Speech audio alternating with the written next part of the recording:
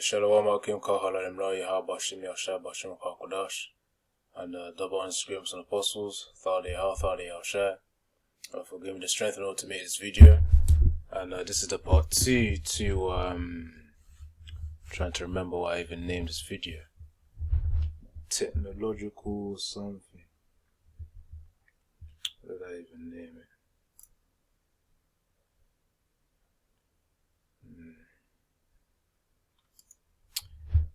Is that technological? Well, it's psychological tactics. I know I mentioned that, and technological something, but there's a part 2 to that. But you'll see the name nevertheless.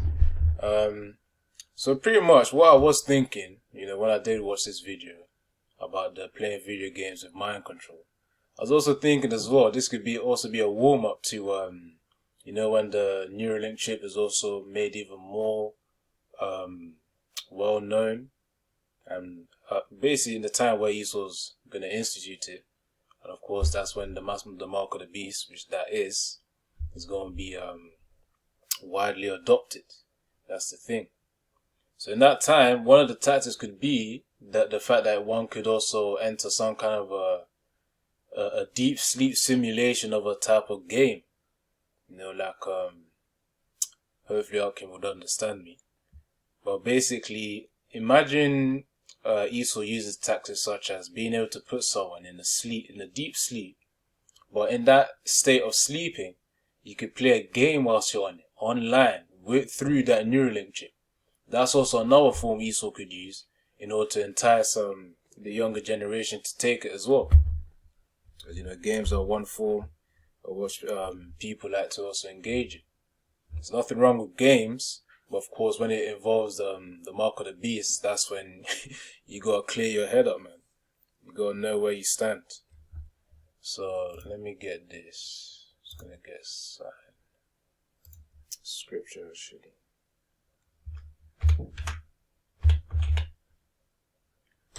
Revelation 13 verse 14 to 18.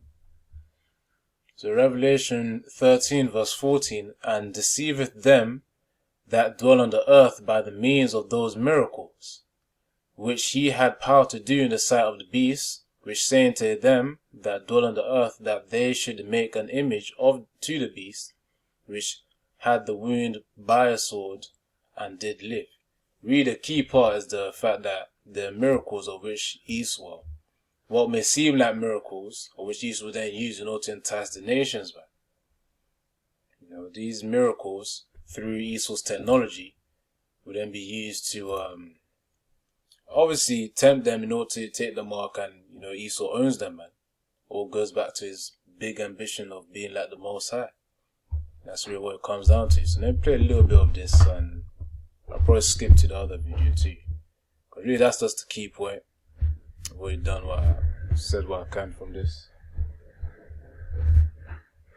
Alright, cool. So you immediately start thinking about it.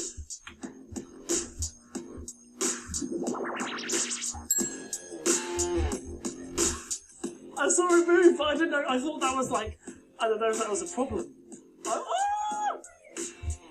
That is insane. I'm now in Elden Ring, and I'm going to try and cast a spell through pushing an imaginary block. I'm already thinking about it.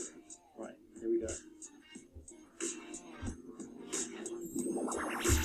Yes! I didn't think I was going to kill it as well. Yes! That's great. I can feel it. Honestly, you feel so powerful. This is like when you first pick up a video game and do something incredibly rad, like in Skate, you do a kickflip with an analog stick and you discover a mechanic for the first time, and it's not like anything else you've experienced in gaming. This is unbelievable. The feeling is just ridiculous. Yeah, it's that key feeling, man. And that's how Esau's gonna use to get the younger generation, and really anyone else who also want to get down with his system. So yeah, it's always that feeling. That's how his feeling is actually involved in psychology as well, man. If you could get someone to feel in a certain way of which is profitable to you, then of course they will then take the actions that which you need them to take, and that's the way Esau thinks as well. So that's really the point right there. The way that the meta plans and visualizations work is that you have to think of the same thing every single time in the exact same way. So if you deviate from that a little bit, if you think about something else, then it just won't work. So when you have a boss running towards you, it can be really difficult to focus on, for example, sinking something and drinking a potion. But that's just practice. And I think that's why it has really helped improve my focus in general, because being able to block that out and go internal in terms of what you're imagining. Yeah. Another means of attention as well. Attention, well, I guess I'll just call it attention taking. All these different forms as well of distraction. But then again, these are just different tactics Esau's going to use, but there's also this video too. Don't know if I should start from here or...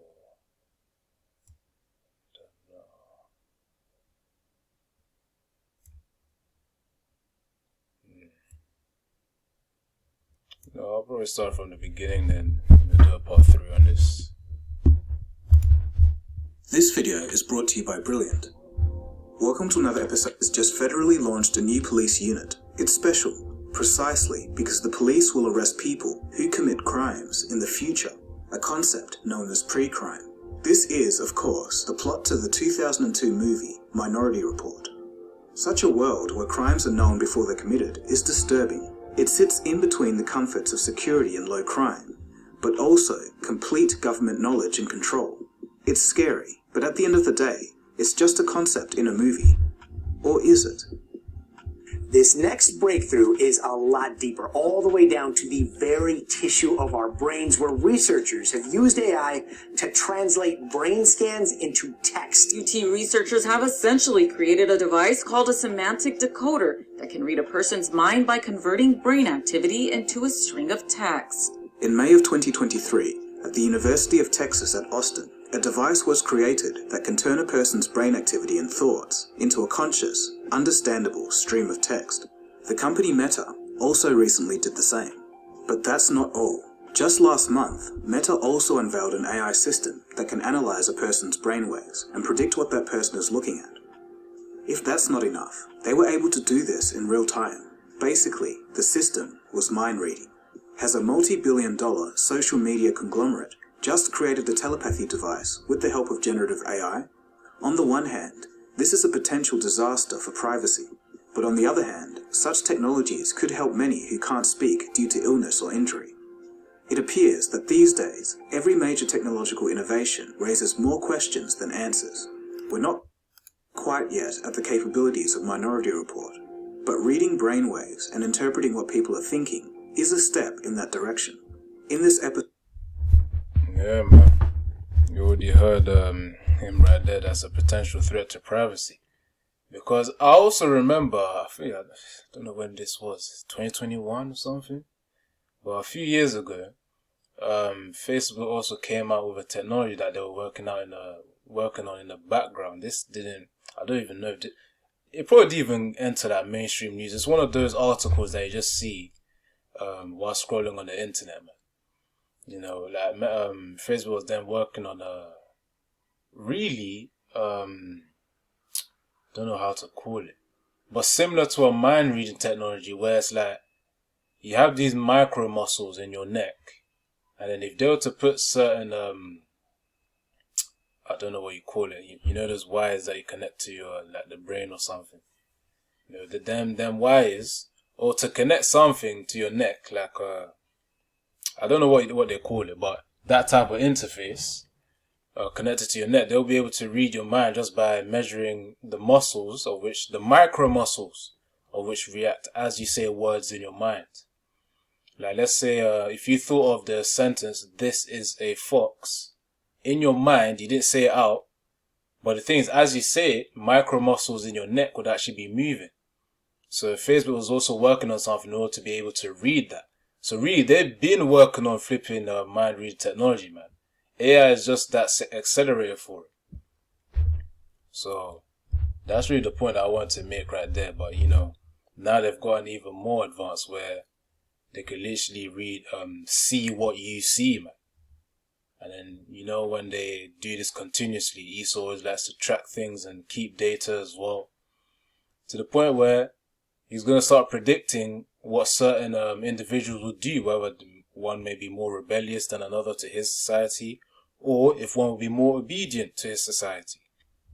So all these technologies, even with the gaming one right there, which I had in the previous video, and this early on in this video as well, you can also measure wave patterns, of which we then use to feed the data set in the AI, which would basically just make it faster at doing what it's supposed to do. Again, mind reading, seeing what you see, and really even reading your own thoughts as well.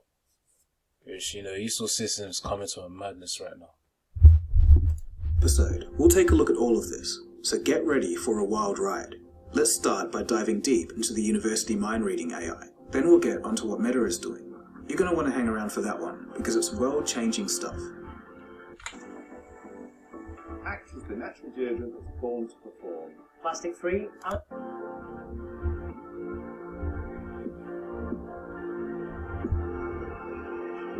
UT's newest artificial intelligence tool could be a game changer for some folks. Our real hope is that this could help people who have lost the ability to communicate for some reason. Jerry Tang, a doctoral student in computer science, and Alexander Huth, an assistant professor of neuroscience and computer science, led the research at the University of Texas at Austin, the team that developed the mind-reading device. They published their study in the Journal of Nature Neuroscience. The mind-reading device is called a non-invasive language decoder. While language decoders are not new, using them with the recent breakthroughs in generative AI certainly is. Older versions could recognize only a few words here or there, or at best, a couple of phrases.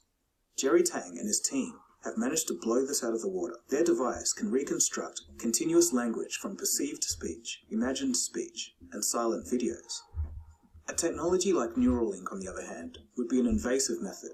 It would provide clearer data, but has higher risks associated. Yeah, and that's what Esau's aim is, man. To use this invasive technology and place it within people.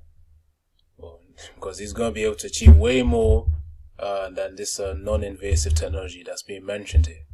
Where, you know, you read the brain waves and, you know, make deductions. Which, that is improving, as they're saying there. But though it can be seen as a warm-up for the actual invasive technique, you know, to put a chip in people's brains. Simply speaking.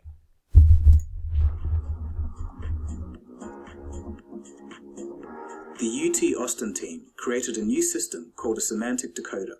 It works by analyzing non-invasive brain recordings through functional magnetic resonance imaging, or fMRI.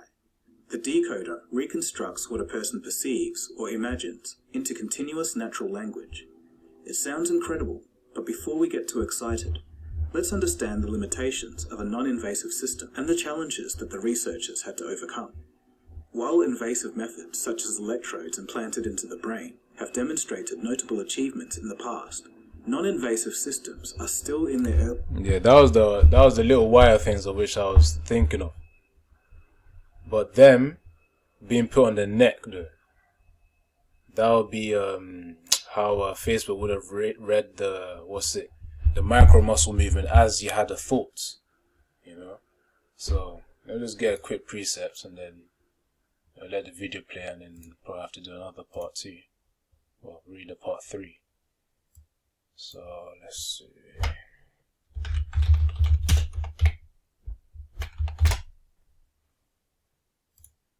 So this is Matthew 24 verse 24. For there shall arise false Christs and false prophets, and shall show great signs and wonders, insomuch that if it were possible they shall deceive the very elect.